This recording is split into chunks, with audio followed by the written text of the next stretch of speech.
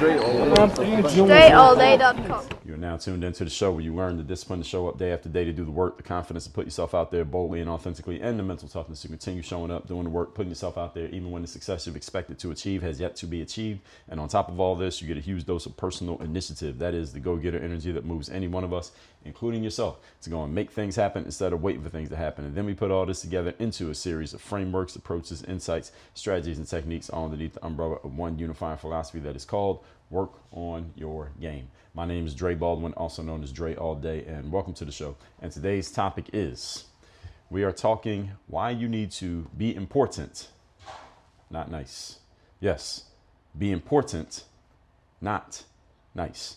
Now, I know this is probably backwards from what many of you have possibly been taught, what you have learned over the years, and I completely understand that. As a matter of fact, I planned it that way, because if I was just going to tell you more of what you've already heard, then what the hell would be the point of me even turning on the microphone and speaking? So all of you are familiar with the old adage that it is nice to be important, but it's more important to be nice. All of you have heard that. Some of you believe it. Some of you may even try to follow it, however you define the words nice and the words important. Today, I'm going to explain to you why, although we know this phrase to be cliche, I'm going to explain how and why it's a cliche, and I'm also going to tell you why it's nonsense. Yes, I'm going to tell you why it's nice to be important, but it's more important to be nice is actually nonsense. This does not mean what you think it's going to mean. Again, you ever try to predict my angle, you're probably going to be wrong. Let's get to it. Point number one. Today's topic, once again, is be important, not nice. Number one, it is much more important to be important than it is to be nice. Let's just establish that as a baseline. Let me say it again. For every one of you who's listening to a personal and professional development show that's all about getting the most out of yourself, for those of you who have ambition, those of you who want to do things that 98% of people never even think about doing, let alone actually do, it is much more important for you to be important than it is for you to be nice. Now, let's get clear on the definitions of these words so you understand where I'm coming from. Because some of you may be chafing at the concept that I've thrown in your face here 2 minutes into the show. First of all, definition of important means to have a significant impact on success. Let me repeat that. The definition of important means to have a significant impact on success. The definition of nice is to be acceptable and pleasing. Let me ask you a question. Which one would you rather be? Now that you have the definitions, which one would you rather be? If you had to pick one, which one would you rather be? I think most of you ideally want to be both, right? But if you had to pick one, I would guess, let me not guess. I would hope that you aim to be a person who has a significant impact on success. Know why? Because when you significantly impact the success of yourself and others, that is a nice thing in and of itself, is it not? When you can significantly impact the success of yourself and others, you feel good. You get a nice feeling, whether you were trying to get it or not. Other people get a nice feeling, again, whether they were trying to get it or not. So you get both without even aiming for both. Because see, what important people do, you know what they do? They make things happen. That's what important people do. They make things happen. If you're the type of person who, when someone runs into a problem, they call you, you're important. By the virtue of them reaching out to you when they have a problem, they're reaching out to you. Why? Because you have a significant impact on success, which means you can influence and alter an outcome that other people may not be as capable of influencing and altering. That is how you become an important person. Important people solve problems. They create and exploit opportunity. They are the ones you call when you've tried everything else, you still haven't been able to figure out the problem. All right. When you are the person that other people call after they have exhausted every other option for solving the problem at hand, you, by virtue of that call, are an important individual. If you are able to deliver on the needs that other people have, you become even more important. You actually start to become depended on. The good thing about being an important person is that you get to dictate the terms of engagement of how things and people work around you, because your importance puts you in a position of calling your own shot. Do you understand this? So think of, for example, if you called on Rihanna to be a singer to sing at your birthday party. Because Rihanna and her status in the, let's just say, the entertainment world is so important, has a significant impact on the success of people who consider listening to Rihanna sing a success, she is able to call her own shot. In other words, if you call Rihanna for your birthday party, she's going to set the terms of engagement. Her team, is not going to be her, but her team is going to tell you how much it costs, what she will do, what she won't do, when she's available and when she's not available, and what you would have to do to secure her services. It's not a negotiation between you and them. It's her telling you exactly what it is, and you either agreeing to do it or saying, okay, I'll call somebody else because I can't meet these terms. That's what it is. When you're an important person, you get to set the terms. And other people adjust to the tone that you set, or they go elsewhere. Those are only two options that they have. And if you become an important person. Actually, let me back up. If you're the type of person who wants to be able to set the terms of engagement with everyone with whom you deal, and I would think most of you want to do this. Any of you ever worked at a job where you started to get tired of the boss, or you got tired of the system, or you got tired of the rules that you had to follow? All of you have been in that situation before. If you ever had a job, you eventually felt that way at your job most of the time, or most people have felt that way one time or another at a job that you've had. Doesn't mean you don't like the job, but maybe just some things about the job were starting to get on your nerves. If you would like to be able to set the terms to where you don't have to listen to what the job tells you, you have to become a more important person than you are today. Simple as that. That's it. And important people dictate things. Why do they dictate things? Not because they're trying to be a dictator. Important people dictate things because other people come to them and say, I want what you're offering. I want done what I know you can do. Therefore, whatever you need or whatever you require from me in order for you to do the thing that I need you to do, I'll give it to you. That's what life is like when you're important. You are important enough that I need A, B, and C from you. I know that you can deliver A, B, and C, or at least I hope that you can. Tell me what I have to give you in order to get it. You name what they have to give you. They give it to you. You give them what they ask for. Everybody's happy. When you're important, this is how things go. And if you want things to go this way, you need to become more important. And if you are not quite sure if you're important or not yet, ask yourself, does that kind of conversation happen in your life? If not, you aren't quite important enough yet to the right people in the right context. Maybe you're just in the wrong place. You would be this level of importance to the right people if you moved where you are. Maybe you just need to become more important where you are because you don't want to move. But you're not important enough to the right people in your current environment if this conversation is not happening yet. If it is happening, then you're important in that environment. Doesn't mean you need to stay there. Maybe you are ready to level up. So where you got to step your importance up. But this is all based on your judgment. I'm just giving you the frame so you understand it. Important people call their shots. I would think that everyone listening to this, whether you are in this position right now or not, you would want to be in a position of calling your own shot in many aspects of your own life. All right, simply dictating how things go, where they go, when they go, and how they go. All right, who doesn't want that? Is anybody here who doesn't want that? Because important people have this. So when you become important, this is available to you whether you want it or not. But I'm guessing most people who become important, actually, I'm not guessing, I am asserting that most people who become important not by luck, not by happenstance. It's not a random thing that someone becomes important. You become important by conscious intentionality. So if you're intentionally becoming an important person, you more and more have more opportunities to call your own shot, and you get more strict in terms of what that shot actually is and what other people have to adhere to in order to get whatever you offer, because what you offer is not so easily replaceable. Point number 2.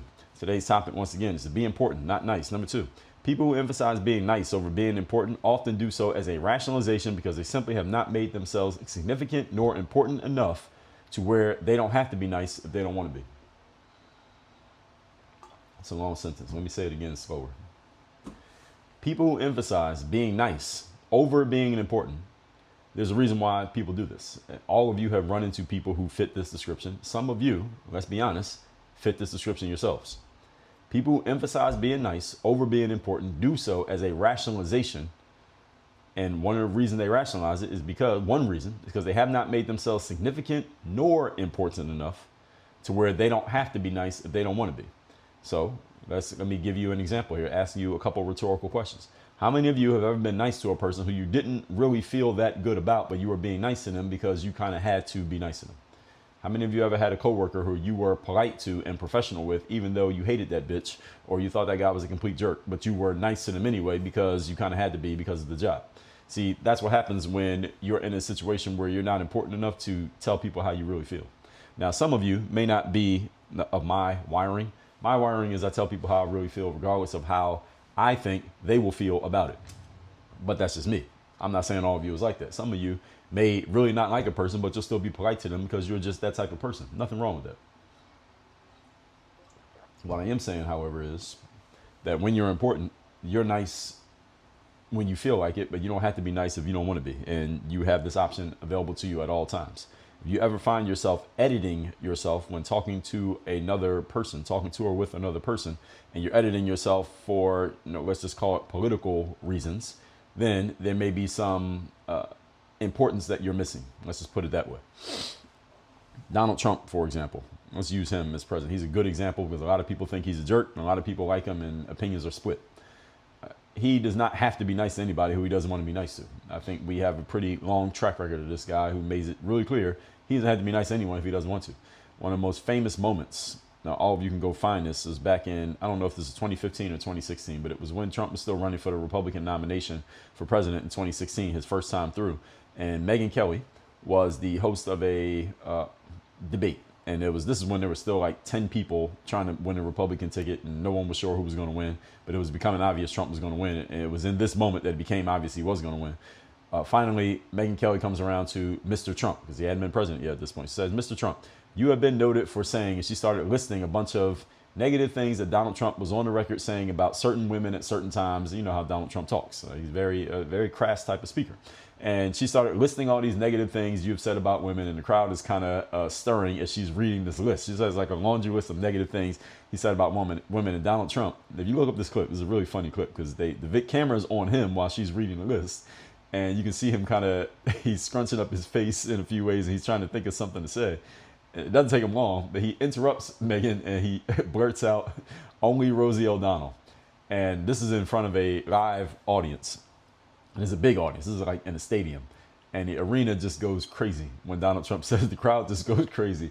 And Megyn Kelly is funny. If I ever meet Megyn, I got to ask her about this. But in that moment, as the crowd is going crazy, because she's moderating, so she isn't showing any partiality to anybody. And based on her own admission, she was not a Trump fan at this time. When he says that and the crowd's going crazy, she has to stop asking her question because the crowd is so loud that she can't continue speaking. So she has to sit there and wait for the crowd to calm down. And you can see the look on her face that she's just trying to mask whatever emotion is going through her. You can tell on her face, and the crowd is just going crazy. And all the other people on the dais, the other Republican would-be candidates, they're all kind of like, they all just shrunk in size at that exact moment. And it became obvious that Trump was going to win the nomination when that happened, because he had the crowd eating out of his hand at that moment that he said that.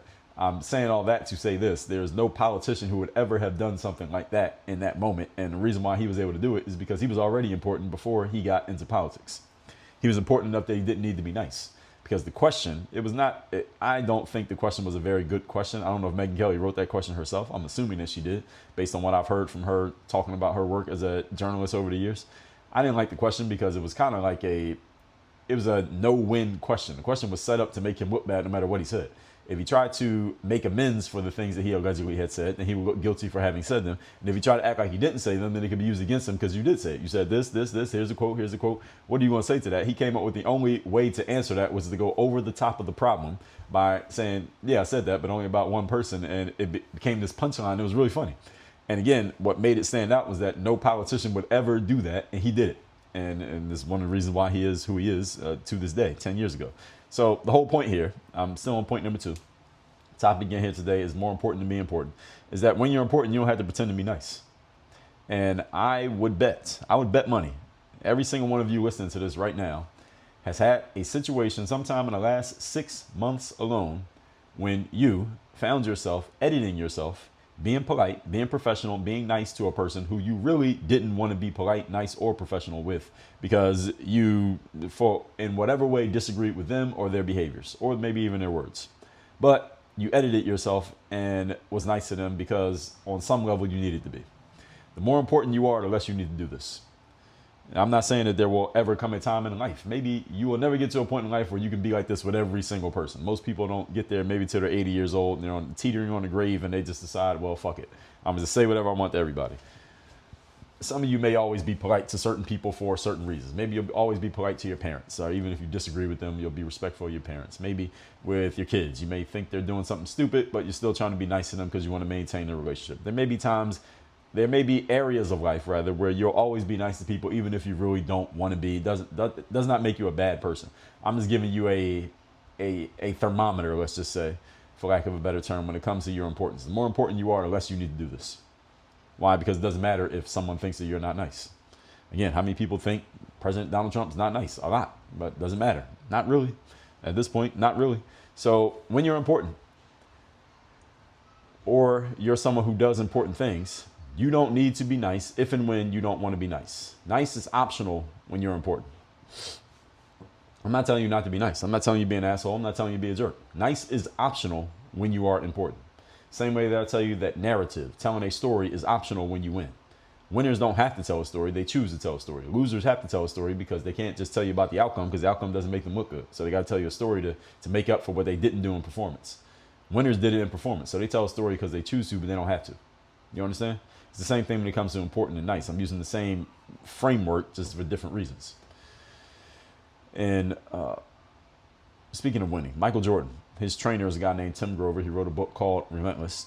And in that book, there's a section in the book where he says something alluding to people who are, he talked about different levels of competitors. And he talks about the lowest level of competitor he lists. He said, these people, they are nice because they had to be nice to make up for their competitive deficiencies. And as a former athlete, it made perfect sense to me. Resonated with me immediately when I read it.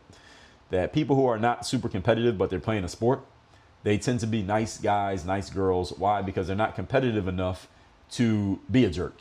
Because if you're willing to be a jerk on the court, on the field, or on the track, then eventually you're going to stir up some enmity amongst your teammates, maybe even, and your competitors, and they're going to want to beat you on a personal level. But if you're competitive enough, it doesn't matter if a bunch of people want to beat you on a personal level, because you can kick their ass anyway. But if you're not good enough to kick somebody's ass when they're mad at you, then you must be a nice person so that you don't get them mad at you in the first place. Everybody understand? And when you're an important person, it doesn't matter if people get mad at you, because if they decide that they want to challenge you, you're going to beat them. So go ahead, get mad at me. What are you going to do? If you go against me, you're going to lose. See, people who are highly competitive / highly important don't have to worry about getting another person mad at them, because you're going to defeat that person who's mad at you anyway. My favorite book of all time, 48 Laws of Power by Robert Greene. He talks about, I believe it's chapter number, I can't remember if it's chapter 12 or chapter 15. Y'all can check me on that. But the chapter title is Crush Your Enemy Totally. And what he says in that is that when you go up against an opponent and you have made it clear that this person's an opponent, you want to destroy them in such a way that you never need to fear them getting revenge on you. You want to beat them so badly that they never want to compete with you again. That's what important people do. And again, not all of you are wired in this way. I'm wired in this way, and this is why I'm talking about it. And I want you all to understand it, even if you decide you don't want to adopt this as a mindset, as a mentality. Speaking of such, two people who I just mentioned, Michael Jordan. People talk, and there was a Sports Century about him. ESPN used to do this doc called Sports Centuries before they did 30 for 30. It was similar style. And people who followed Michael Jordan's career as journalists, they said Michael Jordan wanted to destroy you in such a way that you never wanted to compete with him ever again. And a lot of people who played against him said the exact same thing. Donald Trump has a book. I believe it's his book called Think Big and Kick Ass. That, I believe, is that book. I read this book of Trump probably around the time that he was first running for president, and it was a very revealing book and very insightful, I guess, for lack of a better term, because that book called Think Big and Kick Ass is the closest to how Donald Trump presents himself publicly of any book that he's written. He does have the book called The Art of the Deal, which is artfully written. It wasn't written by him. But the book Think Big and Kick Ass is, I mean, The Art of the Deal made him famous through, at least book-wise. But Think Big and Kick Ass was not as popular book-wise, but the book is much more, it sounds like he did a lot more writing in that book than he did in The Art of the Deal. It sounds like The Art of the Deal was he gave the frame and the material, but then somebody else wrote it and put it into really eloquent language.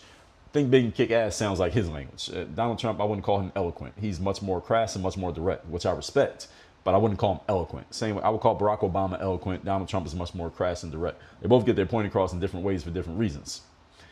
Donald Trump's book, Think Big and Kick Ass, I brought this book up for a reason. He has a chapter in there that says, always get revenge. That's literally the title of the chapter. Always get revenge. And in the chapter is a really funny chapter. I think when I read the book, I read the chapter more than once because it was so funny. Because when you read it, you feel like you can hear him talking. And he's talking about how there are certain people who did him wrong and didn't help him out when he needed it after he had helped them out. And then when they ended up failing, how he was so happy to see them failing and miserable and being a loser. And it's really funny because that's literally how he talks. So there's a really funny thing. I'm bringing that up to say that these two people who I mentioned, Michael Jordan and Donald Trump, who I think are much more similar than they are different, for a different conversation that we won't have here today. When you're at that level of importance, you don't have to be a nice guy. And again, I'm not telling all of you need to do this. I'm just giving you information so you understand the point that I'm making here today. So, as I said, nice is optional when you're important. That is not to say you should go around being a jerk. But if some people happen to think you're a jerk, if you're important enough, does it really matter that they think you're a jerk? I mean, does it matter? Not really. A lot of people thought Michael Jordan was a jerk. Did you watch the Last Dance documentary about Michael Jordan about 5 years ago? His own teammates thought he was a jerk. But none of them can say, hey, the mofo couldn't play. All of them say that. Donald Trump, half the country thinks he's a jerk. Even half the people in the half that that's supposed to be on his side don't like him. But it doesn't matter. Not really. Steve Jobs. There's a book by Walter Isaacson written about Steve that is titled Steve Jobs. If you have not read that book, please go get it and read it. All of you using Apple products, you should know about the guy who made that possible. Steve Jobs was noted by most of the people he worked with, similar to Michael Jordan, as a complete asshole. People did not like Steve Jobs on a personal level. He's been dead for about 15 years now. Many of the people who worked with him did not like working with him because he was a jerk. But guess what? No one in that book said the guy wasn't good at what he did. When you're important enough, you don't have to be nice. Again, I'm not telling you have to choose between the two. We're going to get to that in a minute. When you are first of all, let me back up. You are in the results business. Every single one of you are in the results business. You hear me say all the time, we're in a results-based business. Having a significant impact on success is a very clear result.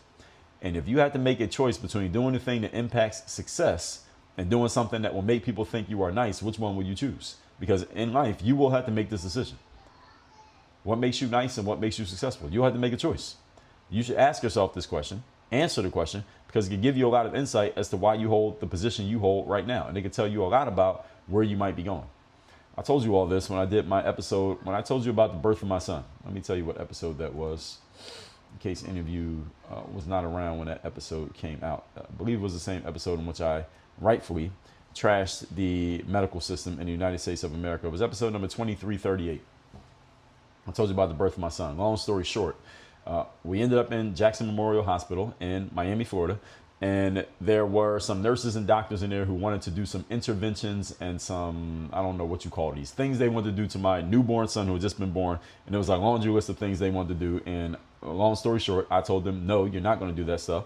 They said, yes, we are going to do that stuff. It became a big brouhaha in the NICU, neonatal intensive care unit. And long story short, I won. Now, why did I win? I'm not telling you that to impress you, but to impress upon you. I won because I am willing and able to be an asshole. And I became an asshole in that NICU. And I said, y'all are not going to do any of these things to my kid. And I got security called on me. It was a whole situation that happened there. But bottom line is they didn't do any of the things they said they were going to do to my son. And we got out of that NICU in the time that I said we were going to get out, not in the time that they said I was going to get out. By the way, if you have your child in a neonatal intensive care unit and you allow them to do certain examinations on your child, by law, they have to hold your kid in the hospital for 10 days before you can take your kid home from the hospital. That's in the state of Florida, at least. So be careful what you let them do. And please have some experts on hand if you're giving birth. Anyway, point is, folks, if someone happens to think that you're a jerk, but you end up getting your way, are you okay with that? Or would you rather sacrifice getting your way so that people think you're nice? Your call. Okay, it's your call. I'm just giving you the options. You should ask yourself this question because it'll tell you a lot about who you are and the position you hold and where you might be going. Point number 3. Today's topic, once again, is be important, not nice. Number 3, when you are important and you have a significant impact on the success of yourself and others, guess what you can also be at the same time? Nice. Most of the people who I meet, who I would consider to be important, almost all of them were very nice people. Very rarely do you meet a rude, important person. See, when you're important, you can do nice things for other people. You can give people nice things. You can give people nice feelings. And you can be selectively nice as you so choose. When you are important, you get access to every option on the chessboard. That's the thing about being important. You can do anything that you want to do when you're important. You don't have limited options.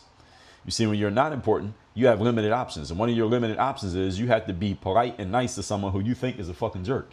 Why? Because you're not important enough to tell them that they're a jerk. Because telling them a jerk might put you in an even lower position than what you already have. When you're important and you think somebody's a jerk, you can tell them they're a jerk because what are they going to do to you? You have more impact on success than they have. Therefore, they don't have anything to hold over your head. You understand? So when you're important, you have access to every choice that you want to use. And when you're nice, your options get limited because they are often dictated and handed to you by guess what? Guess who? People who are more important than you are. So is this a battle of importance? Who's more important than who? Yes. That's what this is, folks. That's exactly what I'm saying here today. When you are nice, your options are limited and are often dictated to you or handed to you by people who are more important than you are. Don't feel bad about yourself if you happen to be in this position. Everyone's been in this position. You ever had a job, you were in this position. If you had a job, your supervisor, your boss, whoever was paying you, they had more importance than you did. They were more important to your outcome than you were to their outcome. Not to say they couldn't need you and use you and that they have a hole to fill if you left, but they could replace you probably more easily than you could replace them. And if it got to the point that it was the other way around, you probably quit. Isn't that what happened? All right, that's pretty much how it goes. So all of us have been in this situation. All right, when you were a kid, your parents. I'm sure none of you was always in a full agreement with your parent when you were a child. And when you disagreed, you had to swallow and take the disagreement because your parents had more importance than you. And you had to kind of go by their word, even if you didn't like their word. So, personally, I would rather be in a position of importance and get to choose my situation, choose my lifestyle, rather be in a position where I have no choice but to be nice and my opportunities and options are dictated to me by someone who is more important than I am. So, if you're wondering, Dre, are you saying that this is just a importance competition? Yes, that's exactly what I'm saying. When it comes to how nice you have to be and when you need to be nice and why and to whom. And every single person I worked with as a coach over the years, every single one, there's been a conversation where they told me that they were dealing with someone who was being in some way, shape, or form difficult, and they didn't like the fact that this other person was being difficult, and they were trying to figure out how to navigate dealing with this individual. And let me be very clear. There are times strategically when you should be nice. I'm not saying just go be a jerk to everybody you meet. You get pulled over by a police officer and the cop is kind of being a jerk. I'm not telling you be an asshole to the cop and get your situation worsened and your time even further delayed by being a jerk back to the cop. It's probably not a good idea. Okay, so you need to pick and choose when to use this and use it in the right way for the right reasons. But importance over niceness is a thing. And that's what I want you to think about here today. So let's recap today's class, which is be important, not nice. Everyone's familiar with the old phrase, it's nice to be important, but it's more important to be nice. That phrase is nonsense. Number one, it's much more important to be important. It means having significant impact on success rather than being nice, which is acceptable and pleasing. Again, none of you wants to be acceptable. That's your aim. You're probably listening to the wrong show.